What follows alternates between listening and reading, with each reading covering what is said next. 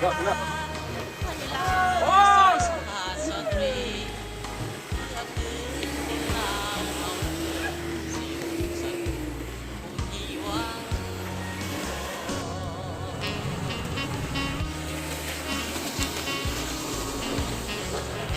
แกเลี้ยงเทมาหรอวะ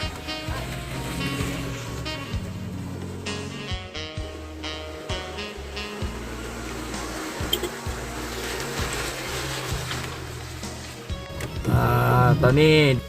ผมกำลังเจอปัญหาอีกเนาะนี่แต่ปัญหาเนาะกี้นี่เอาใช้เวลาเดินทางนี่จะเบิดมือแล้วมอดครึ่งทางเนาะ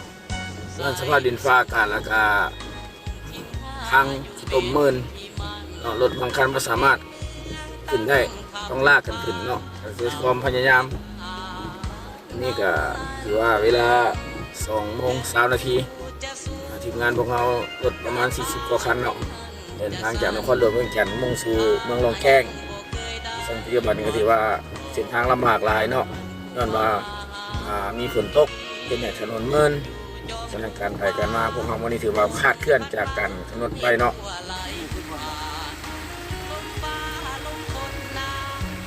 ถอยลงไปวะเก็บ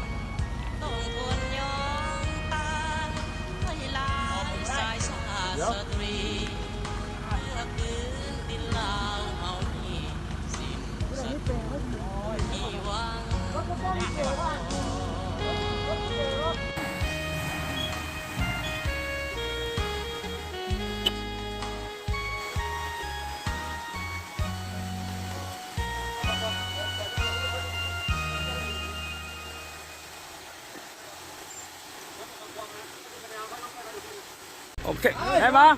ไปได้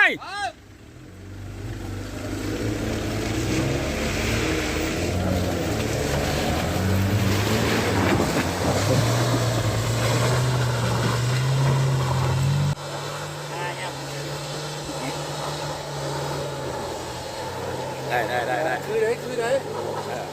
คือโอ้ลืมถ่ายไปมันไผ่โอ้ยเรียบร้อยแล้ว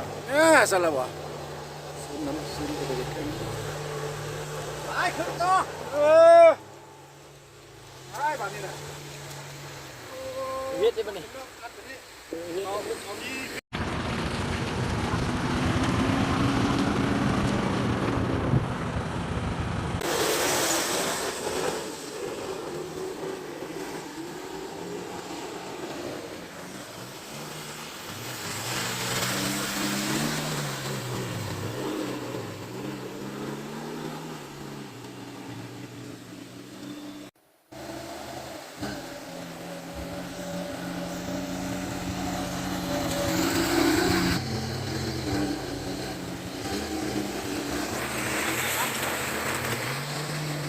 มาแล้ว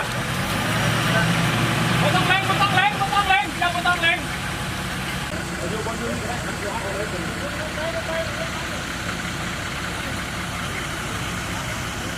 บังแหงไงจับบังแหงเงี้ยนี่มันเต็งมันจุดโกนสักที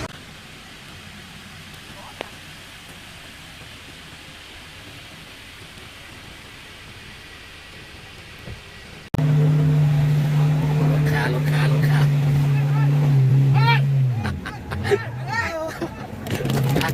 คักหลาย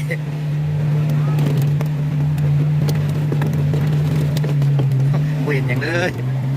พี่น้องเลย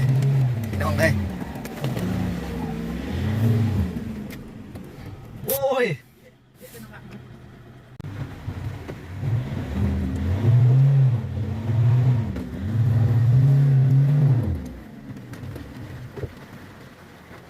กัดคิวแล้วคิวน้ำไปบ่ได้ลูกค้าแล้ว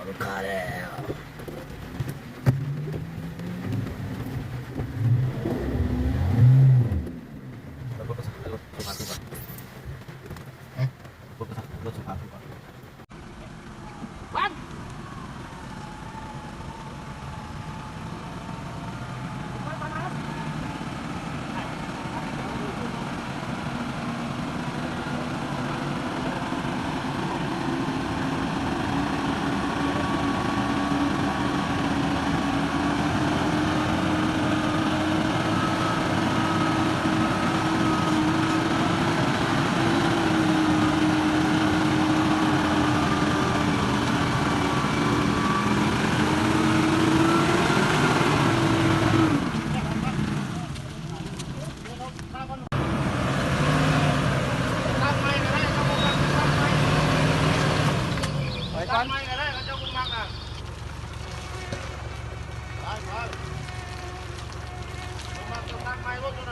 นิดได้ป่ะนิดน่ะ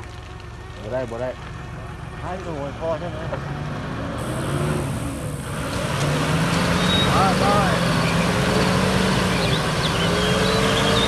จะพอนทะเลไปเรื่อยไปเลยจะพอนทะเลจะพอนทะเลไปเลยไปข้ามไปจะพอนข้าม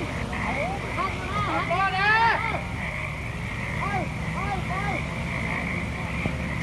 ปเริ่มเหนียวแล้วครับ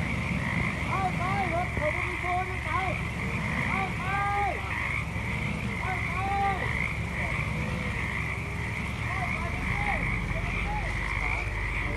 เอาตอนนี้ก็เวลา7 โมงเนาะมื้อนี้ออกบ้านแต่2 โมงกลางคืนปานนี้ยังบ่ฮอดที่หมายปานนี้ระยะทาง100 ลักทะลุเนาะ